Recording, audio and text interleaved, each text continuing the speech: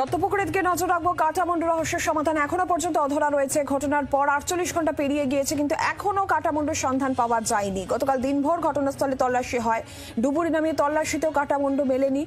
আর একজনকে ইতিমধ্যেই পুলিশ আটক করেছে, জিজ্ঞাসাবাদ করেছে, ময়না তদন্তের রিপোর্টও এসেছে। আর এই মুহূর্তে আজকেও কিন্তু তল্লাশি চলছে। সেক্ষেত্রে দাঁড়িয়ে এই মুহূর্তের ছবিটা কি চলছে সেখানে আরো বিস্তারিত জানাবেন মনোজ মণ্ডল সরাসরি রয়েছেন আমাদের প্রতিনিধি আমাদের সঙ্গে। মনোজ, গতকাল দিনভর তল্লাশি হয়েছে, কাটামুন্ডুর সন্ধান পাওয়া যায়নি, 48 ঘন্টা পেরিয়ে গেছে, আজকেও তল্লাশি চলছে। এই মুহূর্তের কি ছবি, কি চলছে এখন?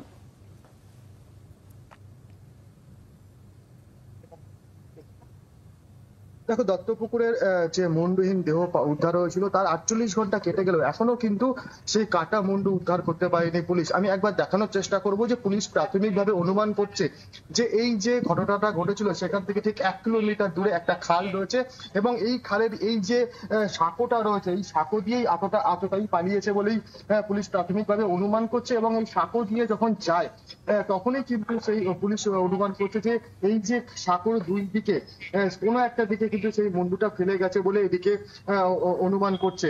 জন্য কিন্তু গতকালকে রীতিমতো ডুবুরি নামিয়ে কিন্তু এই সাঁকোর দুই দিকে, অর্থাৎ এই সাঁকোর এইদিকে 40 মিটার, অন্যদিকে 40 মিটার, এই দুই দিকে কিন্তু ডুবুরি নামিয়ে রীতিমতো তল্লাশি অভিযান চালানো হয়। কিন্তু গতকালকে কোনো রকম ভাবে সেখানে মুন্ডু পাওয়া যায়নি এমনটাই জানা যাচ্ছে। তবে ইতিমধ্যে একজনকে কিন্তু পুলিশ আটক করেছে এবং তাকে জিজ্ঞাসাবাদ করে জানার চেষ্টা করছে।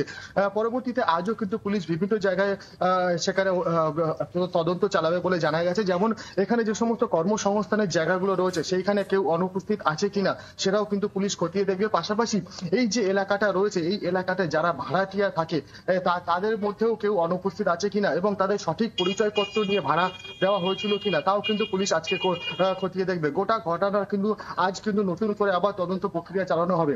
তবে এই যে ঘটনার 48 ঘন্টা কেটে গেল, এখনো পর্যন্ত কিন্তু কাটামুন্ডু উদ্ধার হয়নি বলেই জানা গেছে পুলিশের পক্ষ থেকে। একজনকে আটক করে জিজ্ঞাসাবাদ করলেও তার কাছ থেকে